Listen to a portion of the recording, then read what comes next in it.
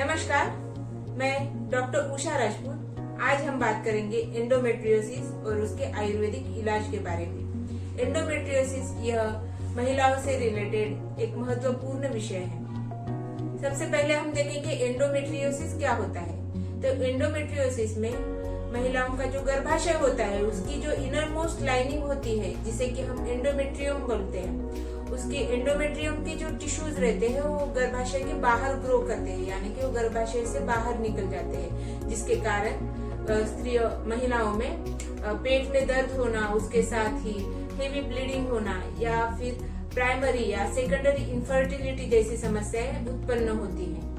जो एंडोमेट्रियोसिस के ट्रीटमेंट से रिलेटेड जो आयुर्वेदिक सिद्धांत है उसमें बताया गया है कि अगर हम शरीर में संतुलन बनाए रखते हैं तो उससे हम एंडोमेट्रियोसिस कम कर सकते हैं। शरीर में संतुलन बनाए रखने के लिए हमें स्वस्थ आहार का सेवन करना और उसके साथ ही नियमित व्यायाम करना बहुत जरूरी है।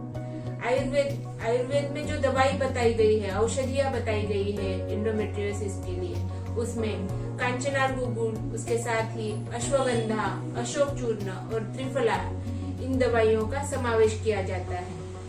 एंडोमेट्रियोसिस ट्रीट करने के लिए अगर हम कुछ घरेलू उपचारों के बारे में अगर बात करते हैं तो उसमें अश्वगंधा और हल्दी चूर्ण, इनका गर्म पानी के साथ अगर हम सेवन करेंगे तो उससे गर्भाशय स्वस्थ रहने के लिए मदद मिलती है।